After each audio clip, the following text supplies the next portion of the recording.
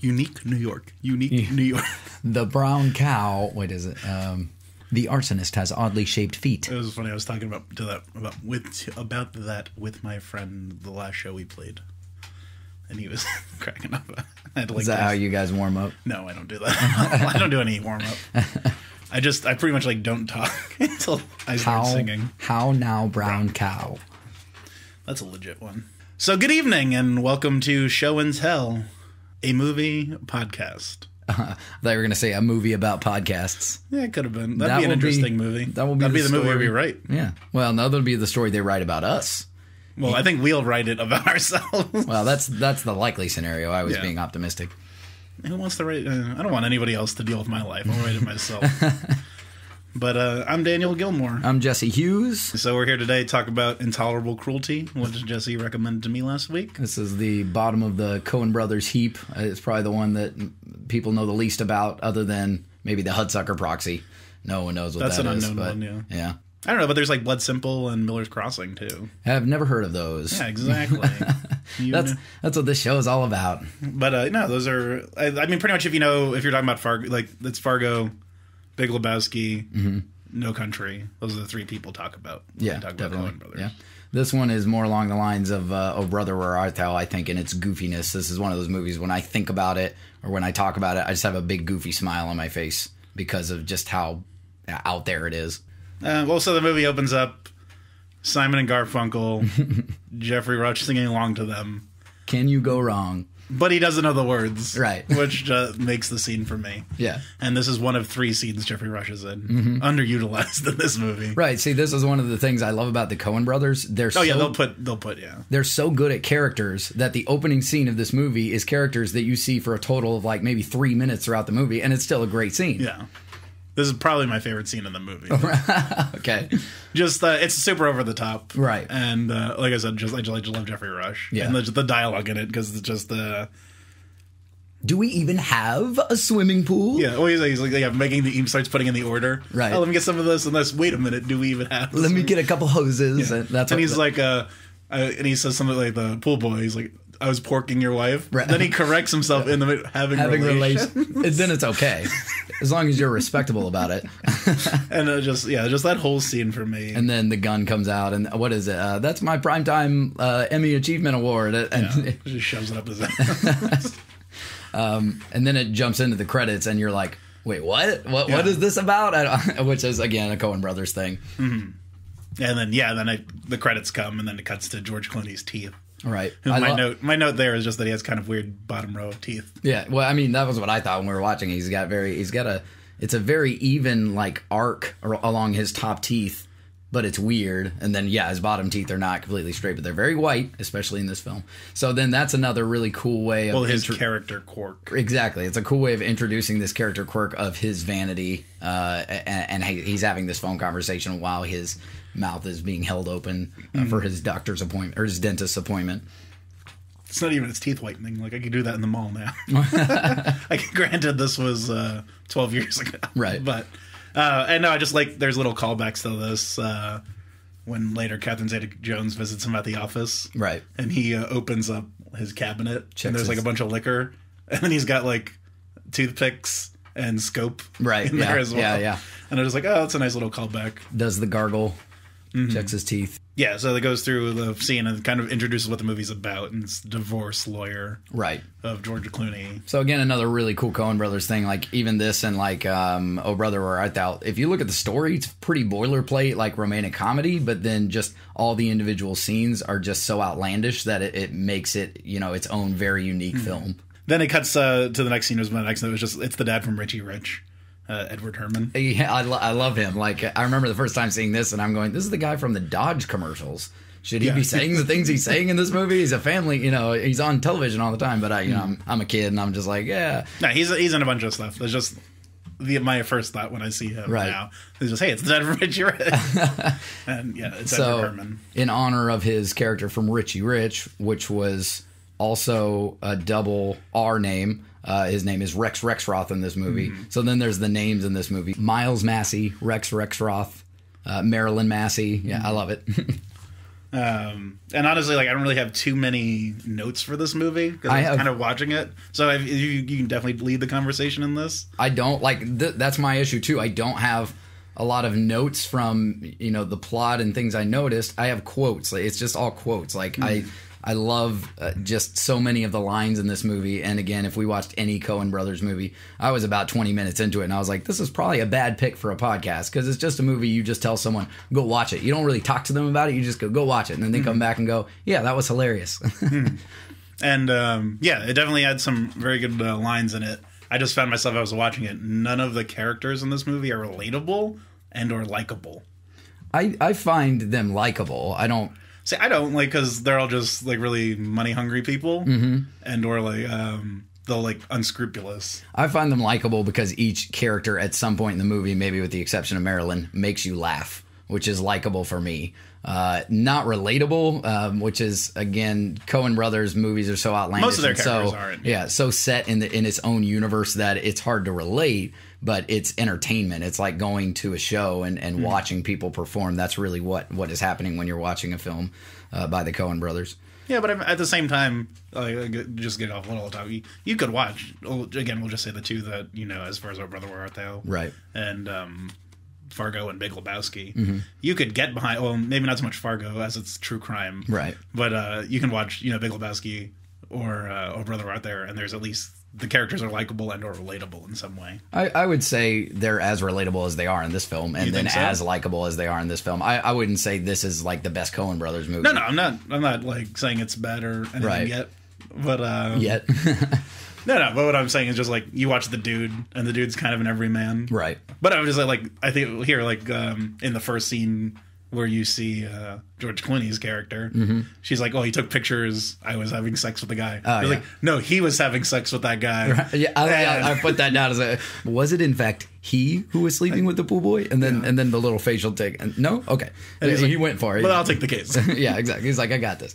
What's the okay? Yeah, when he was meeting with Rex Rexroth and he explains, what his predicament is, and basically tells him, "I'm screwed in this scenario." He says, "Can you get me all of my money?" And Rex Rexroth says, "Is that possible?" And George Clooney sits back and goes, "It's a challenge." And then that's then we're on our way towards this resolution of this conflict that they've created in the film, which is again a goofy little conflict, but we're excited to see it because they have these characters that I know. I said like it's definitely about the characters, right? But just that's why I said for me watching it, I was just like, oh, I don't really like any of these people. And like I said, like they're all like cheating on their spouses with spouses to make money. But there's redemption for at least for the main character. I would say he's the only one that has any real redemption. That's true. Yeah, and then maybe Catherine Zeta-Jones, sort of. Yeah. That's one of my things with it. I mean, we'll get into the second half of the movie, but yeah, that's one of my things. Is like she never really redeems herself, but he definitely really does. He does. I mean, with the scene in the No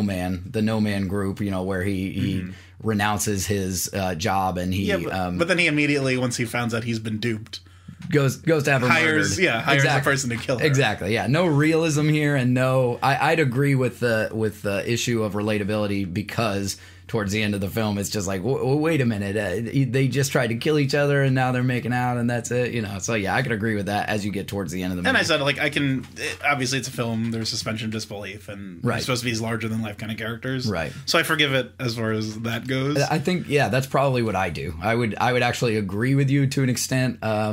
But it's the Coen Brothers, so then, just like you said, suspension of disbelief, I guess, is what I put myself through whenever I see one of their films. There was a couple scenes in it, specifically when Billy Bob Thornton's character comes in. So was that the actor that you were trying to figure out last week when we were talking about who was in it?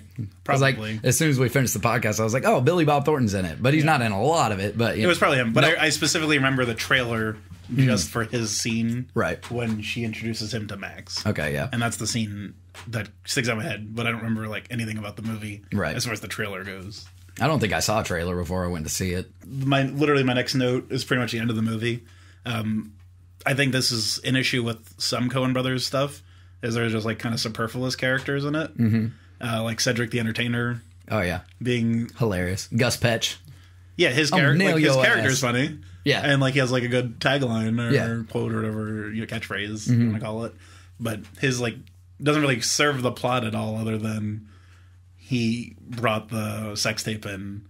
Right. And then the Baron, who might be the best character in the movie. I would agree with that. He serves a purpose in the same way. Really, every character serves a purpose. Is just they're kooky. Like every character in this movie, I want to sit down and have a cup of coffee with. And Gus Petch, definitely. I would. Yeah. I don't think I would say anything. I would just, just listen to him talk, and I'd be good to go. But yeah, I felt like there's a lot of just very superfluous. There's a lot of superfluous like residual characters in the movie, and again, this is a Coen Brothers staple. You have these kooky scenarios like the first court scene where it starts with the woman talking about her husband using sexual toys.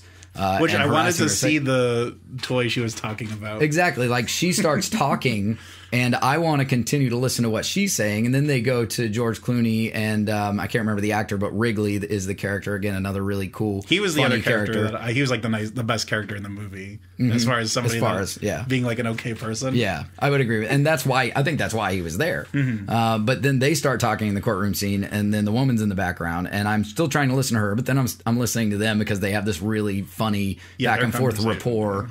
And again, this is what's cool about these about Coen Brothers movies is you've got these two scenarios going on, and you want to know what's going on in both of them. That's how interesting their characters are. These two, this husband and wife that again you only see in this scene are interesting just as soon as she starts talking because of these really earnest performances and this just outlandish writing that really sticks to its guns. Yeah, and that's always their strength is just in their writing themselves and having well-written characters or interesting characters. George Clooney's character Miles. Is giving an example. He says, Ivan the Terrible, Attila the Hun, what do they have in common? And Wrigley says, middle name. And those are just little lines that you catch, second or third time you watch it, and then you get it, and you're like, that's funny. I really enjoy the other courtroom scene when they bring Rex into the court, right? And everybody rises for the judge, right? And they're talking about it's like who's on first, that whole scene, and like if someone were to tell me to sell them on this movie, I would just show them that scene. And that's a fair point. I would agree with you there. Yeah, like that scene is, that's probably my favorite scene in the whole movie. You're kind of just like, you're on the edge of your seat just trying to keep up with it, and then you get to the end and you just lose it. It's just, it's funny, but it's really concise. Well, they all sit down, he's still standing too. Right, yeah. It's just that whole timing on that scene. Exactly, and that's what I love about this film is like there's so many scenes like that, like the Kirshner scene where they're first meeting with Marilyn, where Miles first meets Marilyn. Like, I just love because it's the two lawyers talking, and then he's like, "Wait, what? Who's Kirshner?" And he's like, "Shut up, we're talking." And he's like, "Are you insane? Have you forgotten about Kirshner?" And then that's the end of the scene, and they get up and leave. In the same courtroom scene, with he's quoting a poem or whatever it is. Oh yeah, okay, yeah. And then the other lawyer is just like, sustained or overruled. Poetry recitation. Is that, And it's just saying it to everything. And so she's like, I'll allow it. I'll allow it. And then is that's the scene with Heinz the Baron Kraus von Espy. Who's my favorite character. The Tenzing Norgay of the film. Again, one of the best scenes. And we've said that like 3 or 4 times, but love that scene. Well, just like him getting sworn in. So the dog, he's carrying like a little Pomeranian who's barking the entire time. Right. Swearing him in. And then he keeps correcting him on his name. Yeah. Maybe answer. Baron Kraus von Espy. Yeah. Oh, and then, when he says... maybe and sure. Yeah. No maybes. Maybe and sure. Yes, of course. The Baron does not lie. And then for Zetis, when he's talking about the milk bones, that's something that I say a lot for no discernible reason. And I'm watching it with George Clooney's like, do we have any bones or dog candy? Yeah. And so then they go to the stenographer, and I want to have been in the room when they were writing this part of the script when someone went, ooh, let's go to the stenographer because she has to type all this stuff, and that's just a really funny add in. It's like, oh yeah, the stenographer's typing all this down. Does also want some bones, nice bones for the teeth. Yeah, that scene, that's one of like the standouts in this movie. That opening scene, and then the Baron scene. Going back just a little bit, there's 2 lines in the first scene where Miles and Marilyn are having dinner before that court scene, and he says.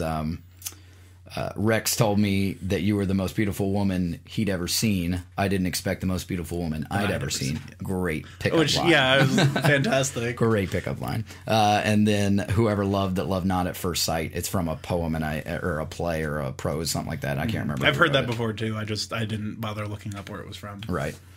Yeah. So they win the divorce case, Right. With that, that curveball at the end, throwing in Heinz the Baron Kraus von Espy. I have to say his full name every time. Which is, again, if you're watching like a court drama like The Rainmaker or whatever, those are those really cool scenes that you enjoy watching. And you enjoy watching in this film for a totally different reason, because it's just so out there and outlandish, and I'm going to allow it. And then it cuts, she's talking to her friend, and she's like, well, I'm going to do another, there's not going to be another Baron. Right. And she finds... from the beginning of the movie, Jeffrey Rush's character just living in the street with his awards still. Now we see him again. Yeah, and that's his one possession that he has. He's in a meeting, and then that's when Marilyn comes back and introduces her next husband, who is played by Billy Bob Thornton and is a fast-talking oil man.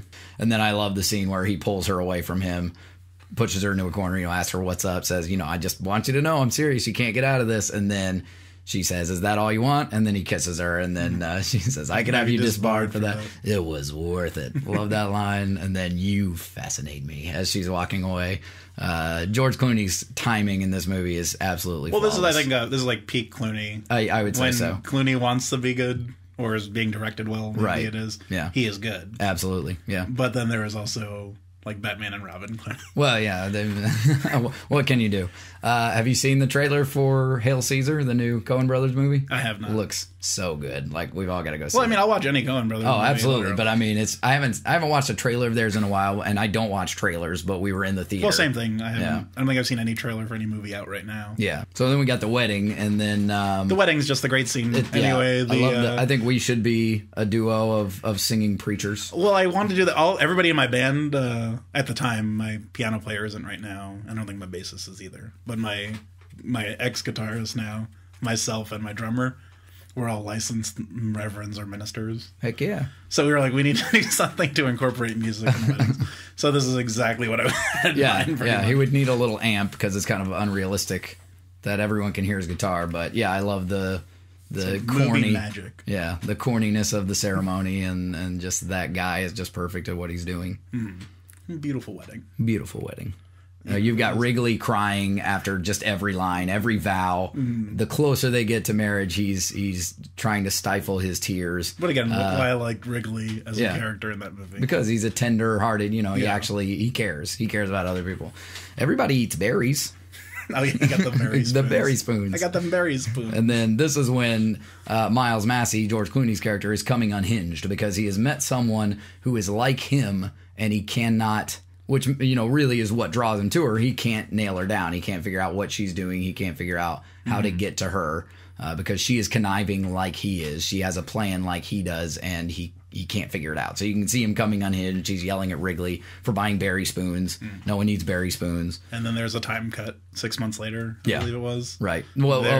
So Billy Bob Thornton, dips a nice touch. He dips in the barbecue sauce. Yeah, he dips the prenup in the barbecue sauce and eats it. And then Miles is like, brilliant. Yeah, okay, I get it now. You suggested to him do this, and he does it, and now you're going to get all his money 6 months later. And so this is like, the rest of the movie is really kind of, compared to the first hour, 45 minutes, whatever it is really kind of plain Jane compared to it. Because then it's like they're just wrapping up the story, and there's one really goofy scene, but then the rest of it is just kind of like, all right, we need to wrap this up and have. And I think they could have spent a little more time fleshing out the romance between Miles and Marilyn. They definitely could have, but at the same time, I don't know if that's the point of the movie. It's not, and it's still, it's still a well put together movie. It's just the chemistry between them by the end of the movie is still not like the trust that they somehow have at the end of the film is not, you're like, I don't see it, but oh well, whatever. You guys are good looking, so have at it. Yeah. So then he goes to the keynote and he goes off the handle. Right. And this is his redeeming scene. Right. Where he's like, no, I'm in love and I'm going to do pro bono work and wherever. And I love the facial, shots of the people in the audience. And they're just like, he said, love is good. Love is good. And then you've got the shots of the people in the audience. Like, what the hell is he talking about? This is ridiculous. And then he starts walking away, and you're like, yeah, he lost it. And then they all clap. Then they all start clapping, and it's just so silly. It's just like, and then. Which I thought would have been kind of great if he walked off, and like two really people were clapping. And nobody really cared. And that was it. Yeah, that was what I expected. It was just Wrigley. Yeah. But then Wrigley comes out, and they hold each other, and the crowd is left thinking that Wrigley is the love. Maybe. Yeah. And then they're at the bar after he's done this, and then they see Billy Bob Thornton as an actor on TV. Did you catch who Bruce was with Campbell? him? Yeah, which is that's my last note. No, the most important thing. Yeah. And then we kind of touched on the rest of the movie though, as far as that goes. Yeah, I think so. Miles finds out that Marilyn has no money, and she's in it for Miles's money, and then goes to see Herb. Herb renounces him and says, "You got to fix this. You know, you're a disgrace now."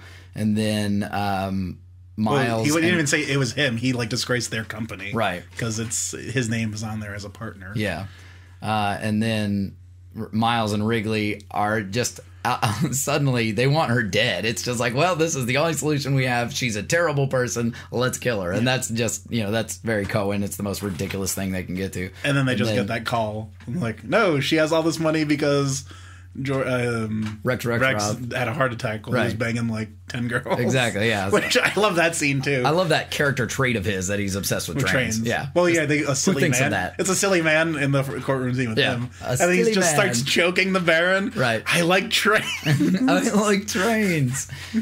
So yeah, they want her dead, and then Wheezy Joe, another really goofy character that's just there at the end. The asthma right. and the gun. Because you got those confused. Fantastic, yeah. Fantastic death. He instead of using his inhaler, he shoots George Clooney with the inhaler and shoots himself with the gun instead of the inhaler. And I don't know if you noticed, but the glass on the window behind him where the bullet went through is in the shape of a heart. I didn't catch that. Just a cool little Coen Brothers touch. That is pretty funny, though. And so then you're at the end of the movie, last scene in the room where Miles and Marilyn met, and then the plot is just like, well, they both have a lot of money now, which is what she wanted, and he wanted her, and now they're in love. Yeah, and then that's it. That then it's over. That's it's just like he's like, when she dicks him over, you could see she's having second thoughts, and then the one woman on the plane or whatever was like, "Oh, you didn't win, right? Like I have the eye." Yeah, suddenly she's downtrodden again, which is kind of revealing of the conversations that they had, where you assume she was acting. Really, she did kind of feel a little empty from her endeavors, Yeah, and I said, I guess that's supposed to be kind of her redemption, but I was like, yeah, exactly. Is it? Yeah, that's the thing. And there's really not redemption by the end of it for the fact that they tried to kill each other. But it's still it's still concise. It still works. It's just, it would be interesting to see the movie where they spend another 10, 15 minutes developing how they end up back together. And I like that ending scene is, she had tried to get me killed. And he's like, no, you had tried to have me killed. Right. And he's like, no, somebody broke into the house. Yeah. And then felt remorse for their crimes and killed themselves. Which happens. I like that. That was just hilarious. And then a nice touch is Wrigley starts crying when she tears the prenup again, and then Wrigley starts crying. Just hilarious. And that's the ending. Literally. And then that's it. Well, the ending is then Gus Cedric the Entertainer has his own show. You goddamn right, folks. I guess based on your critique of the movie, you'd probably give it a 3.5. It was 2.5 on mine. No, and that's this remorse. No, it's not a bad thing to say that. I was going to say it's very I don't feel like I could watch it again. It's not really something I would recommend to somebody. Okay, is kind of how I feel about it. There's definitely better Coen Brothers films. Right, I'd agree with that. This might be my least favorite Coen Brothers movie. Really? See, yeah, when we were talking about it last week, I said it's one of my favorite Coen Brothers movies, and then I started thinking about all the Coen Brothers movies, and that's a tough thing to say, but I could probably say that about every Coen Brothers movie. No, and I said that it's. I was just talking to my friend about it actually before I got here, and everyone is very different than the other one. Right, exactly. There are people. We said Fargo is the one that everybody loves, universally. See, that's probably my least favorite Coen Brothers movie. Which, and I can understand, but I feel like that's the one that I hear the least people negative. Seen? Oh, okay. Least negative on. Gotcha. That was really their first blockbuster. Yeah, and it makes sense though, because it's like I said, it's a true crime movie. It's based on a true story, and it's perfectly acted by everybody in the movie. Definitely. And it's a really concise film. Right. Point A to point B. Yeah. With interesting characters still.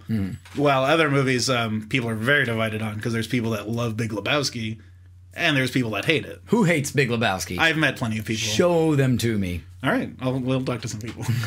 Same thing. If you hate Big Lebowski, let us know. Please. And then same thing, Burn After Reading. I didn't like that. That's my least favorite. That's actually didn't think it was a good movie. I need to see it again. I've only seen it once, but I walked out thinking that was not a good movie. Well, I watched it on DVD, so I didn't have the opportunity to walk out on. I've only walked out. No, I didn't walk out on it. No. I'm just saying, I've only ever walked out on one movie. Yeah, me too. Indiana Jones and the Crystal Skull. I don't blame you there. I walked out on Ultraviolet, which I think is 10 times worse than Indiana Jones. And well, that's another, I didn't even need to see that movie, well, I didn't either. I was forced, and the people who forced me there walked out first. So I was like, victory. But yeah, Burn After Reading, I do need to rewatch because I didn't like it. I definitely would say watch it again. It's one of their weaker films as well. Yeah, but the point of the movie is there is no point. Right. Because the ending is just like, what did we learn? And nothing. Exactly. And then it's just like over. Yeah. What? And that's still the point of the movie. Mm-hmm. And like that is like just the joke of the movie, which is hilarious to me. Right. It's like nobody grows in this movie. Right. And there is no like real character development in where it's just everybody just kind of stays the same. Right. And they're all just very self-involved. And it's probably the only movie that's really like that knows what it is in terms of there's no point, and then plays out a movie based on that. Yeah. So knowing that, I'll watch it again. Yeah. But yeah, I'm just saying, like, you'll talk, and people are very divided on Coen Brothers movies. Right. Like, and they'll like one, like I said, like, you like Big Lebowski, you like Fargo, you like Burn After Reading, or you hate that one, but you don't like. I remember when No Country for Old Men was in theaters. Yeah, No Country is the other one. Yeah, like when it was in theaters, I was with a group of friends and we were going to go see a movie, and I was trying to get everyone to go see it, but no one knew what it was, no one heard of it, so we ended up going to see Sweeney Todd. And then the movie came out on DVD, No Country for Old Men, and I watched it on my own. And then I went to all those friends and I went, it's a good thing we didn't go to see that because I think you all would not like it. It's it's a very unique film. It's a very it's an acquired taste. And that's the other Coen Brothers movie that I still haven't seen yet. Yeah, we'll definitely have that one on here. Yeah, that's a good one to talk about. That's been on my list since it came out. It's just working at a movie theater at the time. Yeah. And just full-time job if I was only working one at that time, plus a life and a band and this, that, and the other. Yeah. It's hard to watch as many movies as you want to see. Right. So you watch what you can, and other ones get put on the back burner. Right. And you're like, I know I'm going to like this movie. Yeah. I'll just have to get around to watching it. Exactly. And that's kind of where that movie fell in. Yeah. And like I said, it's not like I didn't like this movie. Obviously, I'm quoting stuff with you. Right. And there was things I liked about it. It's kind of like the discussion we had last week. Yeah, about Gentleman Bronco. Yeah, exactly. And that was a very similar. I wouldn't say a 2.5 would be bad coming from me either. So. Well, I said, like, for me, that's saying that's middle of the road. Mm-hmm. Yeah. And it's like, I could watch this again. Yeah. It's not necessarily a bad movie. Not necessarily like a great movie. You could have it on in the background, and I could probably just sit down and watch it again. When the courtroom scene comes up, you'll be like, oh, everybody watch this. Yeah. Because like I said, there's some great scenes in it, and there's definitely like interesting enough characters to like warrant. And I said I could even say that's like a 3. Yeah. I would rather watch Hudsucker Proxy if I was trying to watch something. I would agree with that. With like quick wit and interesting characters. Yeah. And most of the characters in that are far more likable. This one for me would be more of a kind of, let's put this on, see if we watch it, and then maybe cook while it's on or something like that. Like this is a movie that I would probably watch more frequently than the Hudsucker Proxy, because the Hudsucker Proxy is like a commitment, but it's a fantastic film. Yeah. So, and I can see because you want to be involved in that, and you want to be there for that movie. Exactly. Which I feel like that's saying even something more for Hudsucker Proxy. Especially if I'm showing it to someone, I'd be like, "Shut up and watch this movie." Intolerable Cruelty, you could get up and go to the bathroom, and I wouldn't feel like I have to pause the movie. No, and I have a whole list. Obviously, we're going to do this as often as we can. Right. Just what we wanted to do, and so I'll give you a choice. Oh, okay. I like that. It'll be one of 3, so you have a little bit of option, not just 1 or 2. It's like, do you just want to have something that is bad but nostalgic for me? Something that I remember being fantastic and is just like off the wall, but you're not sure if it's still fantastic? Yeah, this is one I haven't seen. I'll say since I was 20. Okay. So it's been over like 10 years now almost. Okay. And then something that I can almost guarantee you will love. So you're not going to tell me the titles. No, that's all you're going to tell me. Which one do you think will have a better discussion? Probably the second one or the first one? I think the second or third would be the ones that will have probably better discussions. Okay. But yeah. So pick 2 or 3. Let's do 3. I'm going to go for something I'm going to love. I'm going to say we're going to watch Dark City then. Okay. From 1998. Starring Rufus Sewell. All right. And I think you're going to love this movie. I'll take it. I know nothing. I will know nothing till the moment I push play. All right. Yeah, you guys have a great day. Thanks for listening if you did. Thanks for listening, yeah. I'm Jesse Hughes. And I've been Dan Gilmore. This is Show and Tell.